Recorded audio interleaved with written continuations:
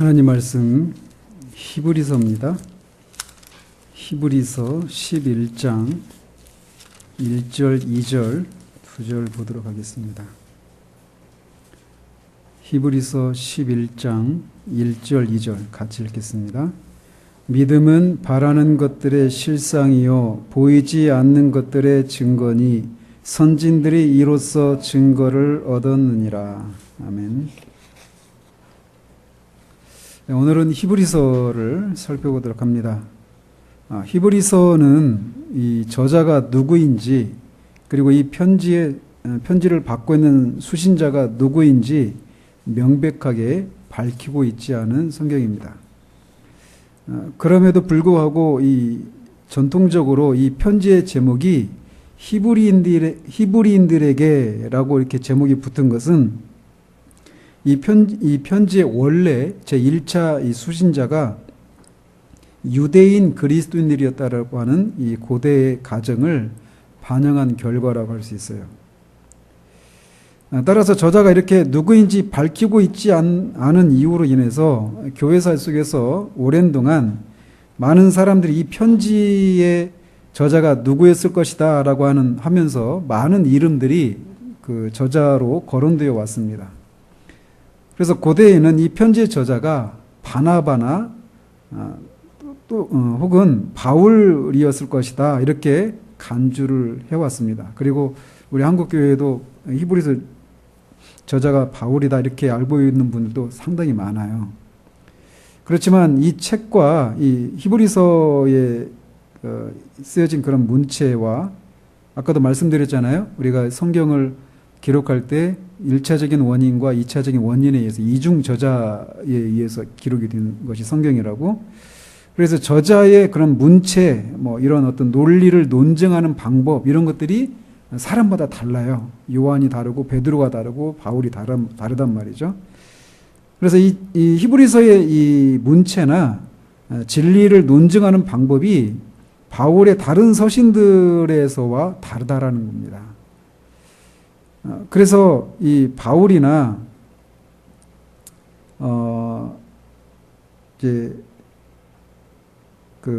또는 바나바가 아닌 그들의 뒤를 이은 속사도 교보인 클레멘스 또는 누가 혹은 아볼로 같은 사람들이 이 책의 저자다 이렇게 제안되기도 했습니다.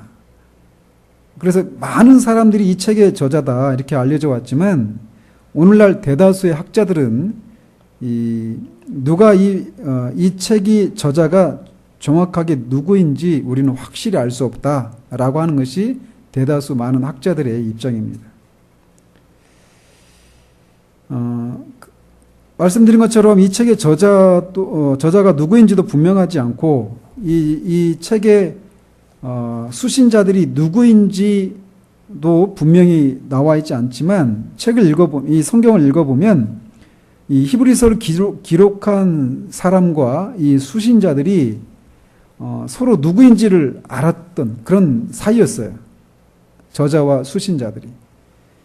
그리고 그들이 서로 이렇게 만나기를 갈망했었다라고 하는 것을 13장 19절에서 말하고 있습니다. 그리고 이 히브리서를 기록한 미상의 저자와 이 수신자들이 디모데를 서로 알고 있었어요. 디모데를 서로 알고 있었고, 이 디모데는 우리가 알고 있는 것처럼 바울의 그 영적인 아들이었던 제자였던 디모데를 가리킵니다. 그리고 히브리서 저자는 누군지는 모르지만 남자였을 거라는 겁니다. 그래서 11장 32절에 보면 내게 시간이 부족하리로다 라고 하면서 그 내게라고 하는 말이 남성 분사를 사용해서 이렇게 사용하고 있습니다. 그리고 또 2장 3절에 보면 우리에게 들은 자들이 우리에게 확증한 바니라고 말해서 우리는 그 저자도 포함되잖아요. 그죠? 우리 안에. 근데 그 말들을 보면 이 남자였고 또 이 저자가 예수님의 직접적인 증인은 아니었던 사람으로 보인다라는 겁니다. 그러니까 들은 자들이 우리에게 확증한 바니 이렇게 들은 거를 다시 재차 한 다리 건너서 들은 입장에 있는 사람인 거예요. 이 저자가. 예수님의 직접적인 증인이 아니었다라는 거죠. 그러니까 사도는 아니었던 거죠. 그러니까. 그리고 13장 24절에 보면 이 저자가 이탈리아에서 온 자들의 그 안부 인사를 전해주고 있는 것으로 보여집니다. 그래서 이 학자들은 이 저자가 이탈리아에서 다른 곳에 있는 독자들에게 편지를 보냈을 것이다 라고 하면서 주장하기도 하는데 이것 역시도 이렇게 많은 논쟁거리이기도 합니다. 그리고 이 저자에 대해서는 이런 정도 우리가 알 수 있는 게 그래요. 남자였고 예수님의 어떤 직접적인 증인은 아니었고 또 독자들과 서로 알고 있었고 디모데도 서로 알고 있었던 이런 사람이었을 것이다. 그리고 이탈리아에서 온 사람들과도 관계가 있었던 그런 사람이었다.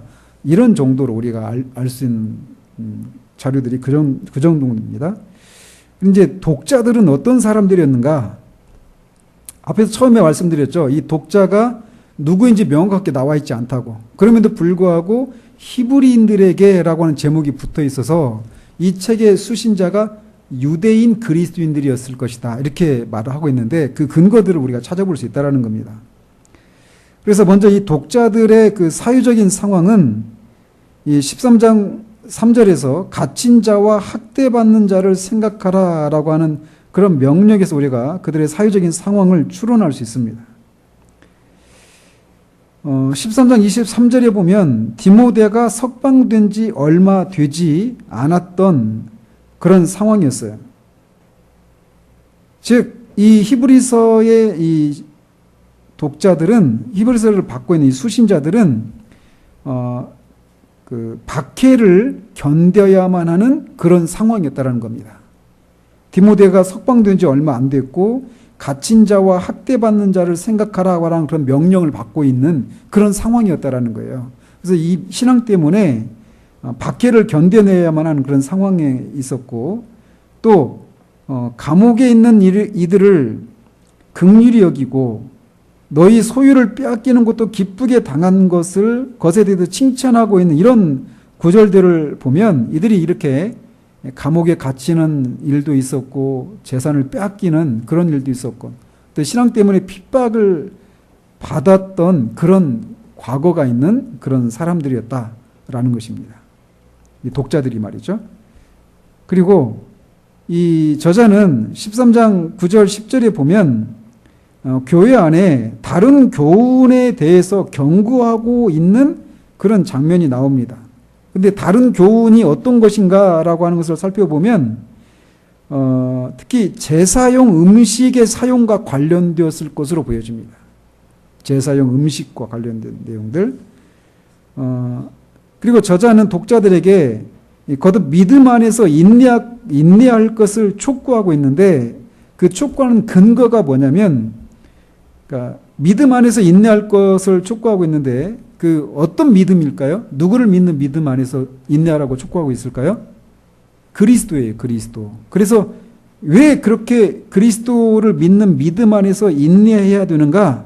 그리스도가 모세의 율법의 율법과 제사 의식보다 우월하다고 하는 것을 보여주면서 그러니까 이 모세의 율법과 그 제사 의식보다 그리스도가 더 우월하신데 그 그리스도의 교제에서 떠나는 일은 얼마나 위험하겠는가 하면서 그 그리스도의 믿음에서 떠나고 그리스도인의 교제에서 떠나는 위험성들을 경고하고 있어요.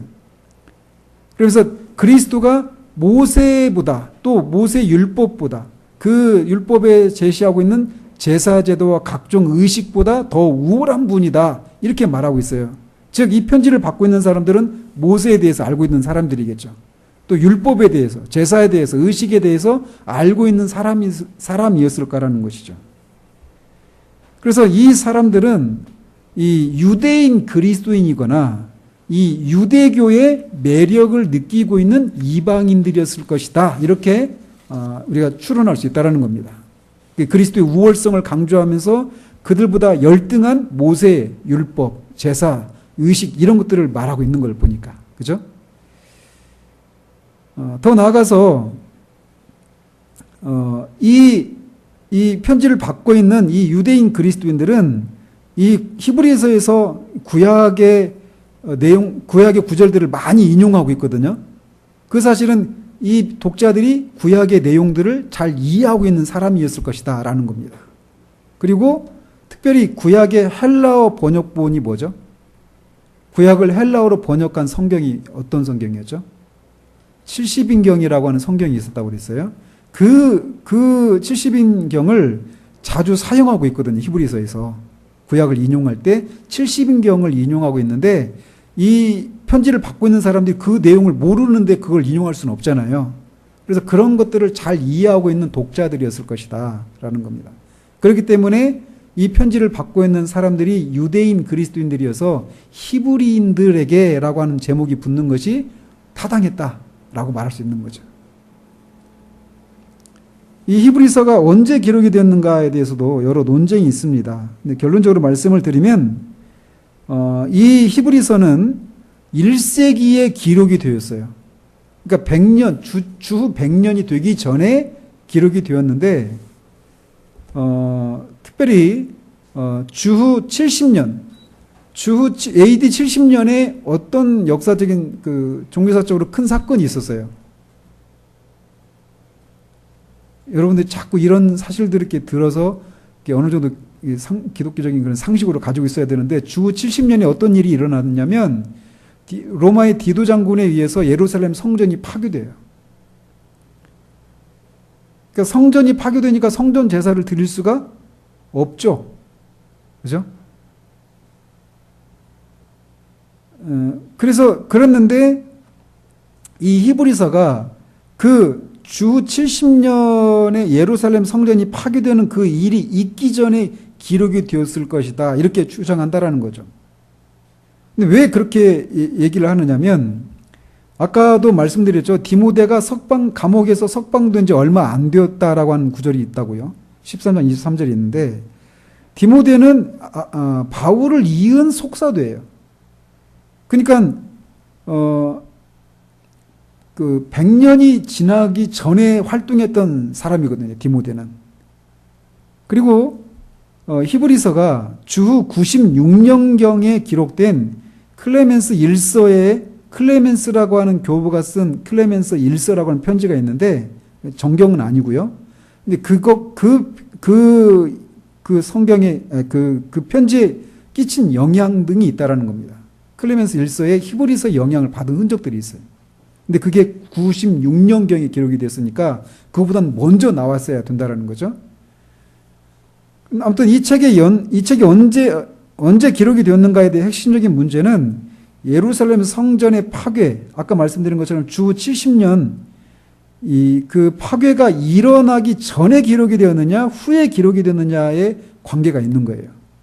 근데 이제 그 히브리서를 보면 유대인의 제사 제도가 그리스도보다 열등하다. 제사 제도들은 다 실체이신 그리스도를 나타내는 그림자다. 이런 얘기를 하고 있는데 그 유대인의 제사 제도를 이렇게 말하고 있는데 마치 그 편지를 기록하고 있을 당시에 예루살렘 성전에서 제사가 계속해서 드려지고 있는 것처럼 얘기하고 있다는 겁니다. 그러니까 성전이 아직 파괴되기 전이니까 제사 제도가 계속 드려지고 있는 것처럼 얘기하고 있겠죠. 그래서 이 히브리서가 주후 70년 이전, 예루살렘 성전 파괴 전이다라고 말할 수 있다는 겁니다. 그리고 또 히브리서에서는 아까 말씀드린 것처럼 그리스도의 우월성을 강조하면서 어떤 모세의 율법 또 모세의 그 제사제도, 특별히 성막과 관련해 가지고 예수 그리스도의 그 대제사장 되심과 그 제사를 참 제사를 설명하고 있거든요. 근데 그 솔로몬 성전이 아니라 모세의 성막에 초점을 맞추어서 그리스도의 우월성을 설명하고 있어요. 따라서 그러면서 이 모세 시대 제도의 그 제도가 그리스도보다 열등하다. 그런데 그 더 열등한 그런 제도로 돌아가려고 하느냐. 이 편지를 받고 있는 사람들이 그런 사람들이었거든요. 유대인들이었는데 아까 말씀드린 것처럼 어떤 상황이었어요? 사회적으로 신앙 때문에 핍박을 받고 있고, 그들 중에는 어떤 사람들은 감옥에 갇히기도 했고, 어떤 사람들은 소유를, 자기 재산을 빼앗기기도 하는 그런 일을 겪었던 사람들이에요. 근데 그들이 어디로 돌아가려고 하냐면 유대인의 그런 절기, 유대교로 돌아가려고 하는 거예요. 유대교에서 기독교로 개종한 사람들인데 여러 가지 유대인들로부터 핍박이 있으니까 다시 유대교로 돌아가려고 하는 사람들이에요. 그러면서 그들에게 너희들이 돌아가려고 하는 그 유대교의 그 핵심이 되는 모세율법이며 제사제도, 성막, 이런 제사장, 이런 것들은 다 실체이신 그리스도를 가리키는 그런 그림자에 해당되는 것들이어서 그리스도보다 우월하지가 않다. 그런데 왜 그 열등한 것으로 돌아가려고 하느냐? 이런 논증이거든요. 그래서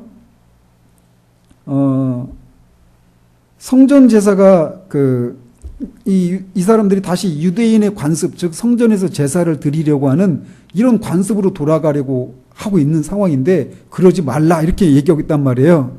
근데 만약 성전 제사가 아직도 이미 드려지지 않고 있는 상황인데 그렇게 말한다는 하는 것은 논리적으로 맞지 않죠.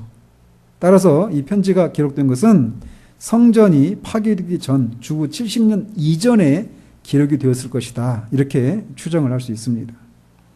이 히브리서의 주제는 그리스도는 어떤 천사나 제사장이나 옛 언약의 제도보다 위대하신 분이시다라는 겁니다. 따라서 이 히브리서 저자는 이 편지를 받고 있는 독자 모두가 그 큰 구원을 떠나지 말고 믿음으로 그리스도 안에서 발견되는 참된 안식을 붙들며 교회 안에 있는 다른 이들을 인내하도록 격려하라고 요청하고 있습니다. 아시겠죠? 유대교로 돌아가려고 하는데 그 유대교의 그 모든 그 제도나 뭐 제사장의 성막이며 이런 것들이 그리스도보다 열등한 것들이다. 그러니까 큰 구원이신 그리스도의 그리스도를 믿는 믿음에서 떠나지 말라라고 하면서 그리스도 안에 있는 참된 안식을 붙들고 교회 안에 있는 다른 사람들도 인내하도록 격려하라라고 하는 것이 히브리서의 전체적인 주제다라는 것입니다. 이 히브리서를 기록한 목적 또는 계기나 배경들을 살펴보면 이렇습니다. 이 히브리서는 히브리서라고 하니까 이게 어떤 형식입니까? 편지겠죠. 그런데 특이한 종류의 편지라는 겁니다. 우리가 통상적으로 지금까지 본 서신들은 다 앞에 뭐가 있어요? 이 편지를 기록하는 사람이 누구인지, 누가 누구에게 보내고 있는지, 그리고 그 편지를 받고 있는 사람들의 안부를 묻는 내용으로 시작을 하죠. 이게 편지의 이 기본적인 형식입니다. 그런데 이 히브리서는 그런 게 없어요. 그런데 마지막 구절에는 편지의 어떤 그 형식인 인사말과 축복의 말을 건네는 것이 있다라는 거죠. 그러면서 22절에는 너희에게 썼느니라 이렇게 말을 하고 있어서 앞에 부분에서는 편지의 형식을 띠지 않았는데 마지막 부분에서는 편지의 형식을 띠고 있다라는 거예요. 그리고 이 성경에서 진리를 묘사하는 방식과 그 진리에 따른 어떤 실제적인 권면들을 보면 이 설교 형식을 띠고 있다라는 겁니다.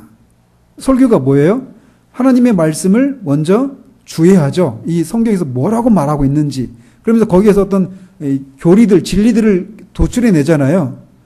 그러면서 진리가 이러하니까 우리는 그러면 어떻게 살 것인가 이런 권면, 적용이 이어지잖아요. 이게 설교의 구성이잖아요. 근데 히브리서도 그런 형식을 띠고 있어요. 그래서 어떤 진리를 이렇게 진술한 후에 그 진리에 따른 어떤 적용, 권면을 얘기하고 있어요. 그래서 편지의 형식을 띤 설교다 이렇게 부르는 것이 타당하다라는 겁니다. 히브리서는. 그래서 히브리서는 독자들에게 인내하라고 하는 말이 자주 나옵니다. 그리고 예수 그리스도를 떠나는 것에 대해서 여러 차례 경고하고 있어요. 그리고 이런 경고들은 이 히브리서에 요소요소에 있습니다. 그래서 이 경고들을 중심으로 해서 어떤 진리들, 권면들이 같이 한 묶음으로 이렇게 배열되어 있는 거예요. 여러 가지 경고들. 예수 그리스도 안에서 인내하고 예수 그리스도를 떠나는 것에 대해서 경고하는 이런 내용들, 그리고 그것에 따른 어떤 권면들, 이런 내용들이 이렇게 한 묶음씩 서로 연결되어 있다는 것입니다. 그래서 이 전체적인 이 구조 면에서나 어떤 의도 면에서 이 통일되어 있는 그런 성경이라고 할 수 있어요. 그러면서 그 각각 여러 곳에 흩어져 있는 경고의 그 구절들은 교회에 참여한 이들에게 신실함을 유지하라고 권면하고 있습니다. 그러면서 이 서신의 어떤 보다 어떤 설명적인 단락들은 그리스도와 그리스도의 새 언약의 사역이 천사들, 모세, 성막, 제사장직, 제사제도보다 우월하다라고 하는 것을 보여주고 있습니다.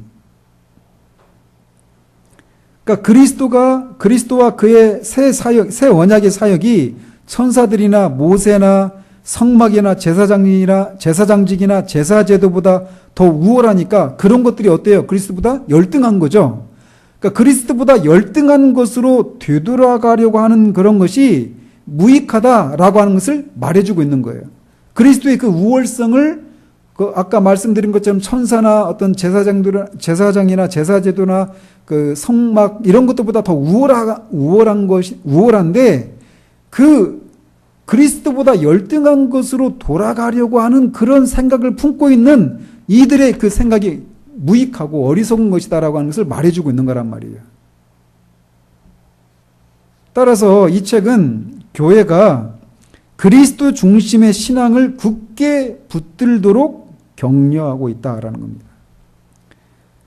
그리고 그 신앙이 그리스도 중심의 신앙이 가장 우월한 계시에 근거하고 있기 때문이라는 겁니다. 가장 우월한 계시가 뭐예요? 하나님이 그 진리를 나타내는. 예? 말세의 1장 보세요. 1장. 히브리서 1장. 자.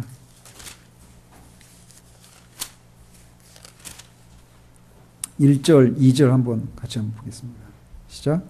옛적에 선지자들을 통하여 여러 부분과 여러 모양으로 우리 조상들에게 말씀하신 하나님이 이 모든 날 마지막에는 아들을 통하여 우리에게 말씀하셨으니 이 아들을 만유의 상속자로 세우시고 또 그로 말미암아 모든 세계를 지으셨느니라. 자, 그전에도 하나님께서 선지자들을 통해서 여러 부분과 여러 모양으로 우리 조상들에게 말씀하셨다라는 거예요. 이게 뭡니까 이게?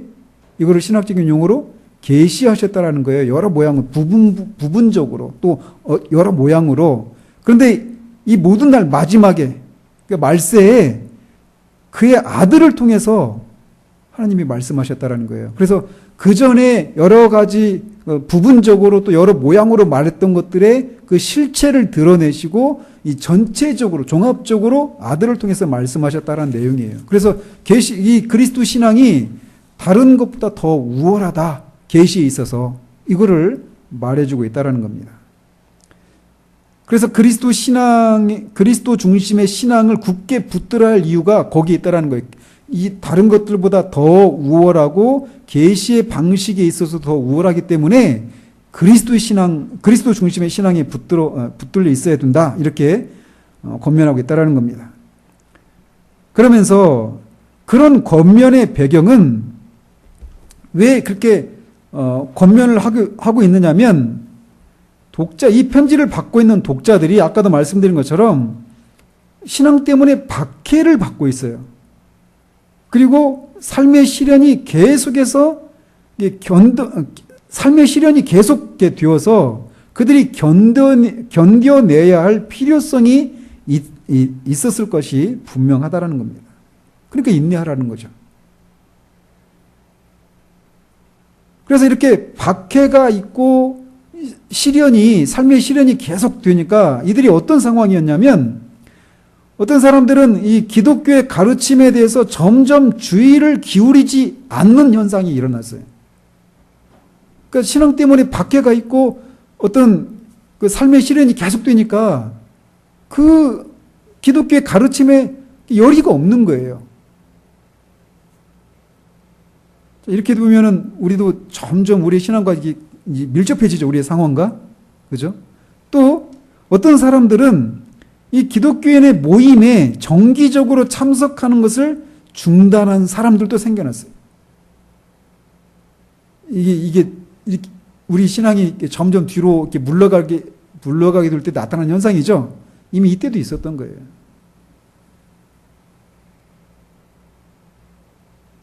그래서 그런 상황 가운데 있는 상황이었는데 저자는 그런 그들이 지금은 그렇게 어떤 정기적인 기독교인의 정기적인 모임에 빠지고 있고 열심을 내지 않고 있고 기독교적인 가르침에 대해서도 열의가 식어져 있는 등한시하고 있는 그런 상황임에도 불구하고 그들이 전에는 박해 가운데서도 신실하고 교제를 통한 그런 사랑이 있었던 사실들을 상기시키고 있는 거예요. 너희가 전에는 이런 열심이 있었지 않았느냐. 이전에는 그런 가르침에 대한 그런 열심이 있었지 않았느냐라고 하는 과거에 그들이 박해가 있었음에도 불구하고 그렇게 했었던 것을 상기시키고 있습니다. 그러면서 예수 그리스도의 계시에 비추어서 구약에 대한 주의 깊은 설명, 즉 히브리서 11장이죠. 그죠? 믿음으로 아벨은, 믿음으로 노아는, 믿음으로 모세는, 아브라함은, 야곱은, 이삭은 이렇게 하면서 구약의 많은 그 사람들이 그리스도의 그 사람들이 믿음으로 그 행보를 보였던 그것을 그리스도의 계시에 비추어서 보는 거예요. 그래서 모세 같은 경우도 어때요?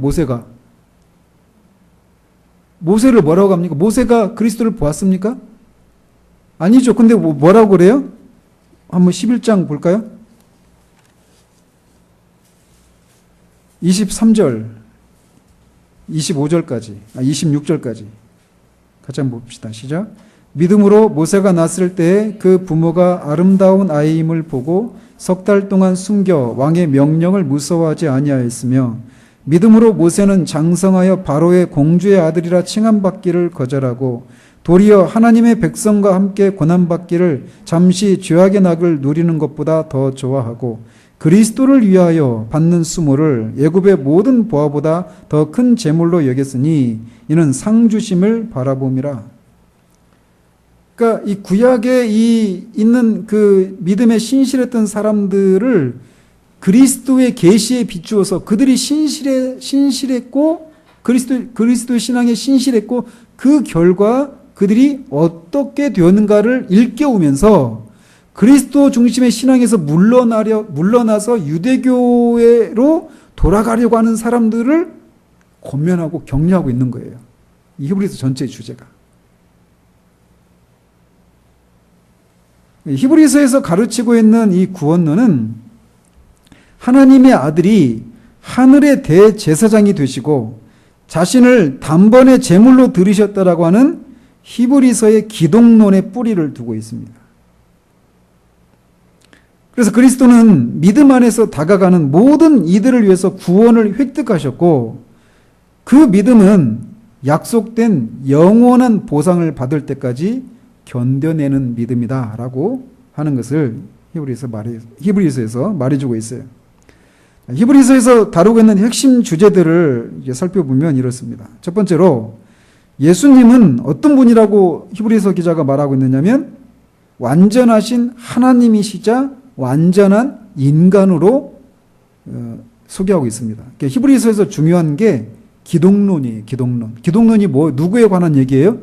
그리스도가 어떤 분이신가? 그가 하신 일이 무엇인가? 이거 다루는 게 기독론인데 히브리서 다루고 있는 중심 신학적인 사상들이 이 기독론이에요. 근데 이 기독론의 근거에서 구원론이 나온다라는 거죠. 그러면서 이 히브리서에서 다루고 있는 첫 번째 그리스도에 대한 논증은 뭐냐? 그분은 예수님은 완전하신 하나님이시자 완전한 인간이시다라는 겁니다.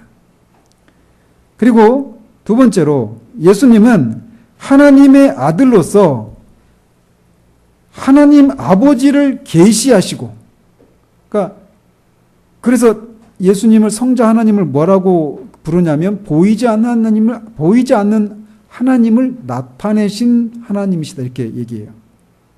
그래서 예수님은 하나님의 아들로서 하나님 아버지를 계시하시고 창조의 모든 만물이 그로 인해서 생겨났어요. 그래서 창조의 동인이다 이렇게 부르기도 하죠. 그리고 모든 피조물을 그가 붙드신다라고 소개하고 있어요. 하나님 아들이시기 때문에. 하나님의 아들이시니까 하나님을 나타낼 수 있는 거예요. 완전한 무한한 존재가 아니면 무한자를 나타낼 수가 없겠죠. 그죠? 하나님이 무한하시단 말이에요. 근데 그 무한하신 하나님을 무한하신 분 아니고는 나타낼 수가 없어요. 그래서 예수님이 그 무한하신 하나님의 아들이다라는 거죠. 그래서 하나님을 나타내신 분이시고 창조의 동인이 창조주이시고 창조된 모든 만물을 붙드시는 섭리의 주이시다라고 말하고 있다라는 겁니다. 그러면서 동시에 아까 말씀드린 것처럼 하나님이시지만 또 완전한 하나님이시지만 또 완전한 인간이시란 말이에요. 하나님 아들로서는 그런 분으로 히브리서가 소개하고 있어요. 아버지를 나타내신 분, 창조의 동인이신 분, 모든 만물을 붙들고 계시는 분. 뭘로? 말씀으로. 그리고 그 예수님은 영원한 대제사장으로 섬기시고 인간으로서 인간의 약함을 동정하시지만 죄에 대한 완벽한 제물로 자신을 드리신 분이시다라고 소개하고 있습니다. 이건 어떤 걸 말하는 거예요?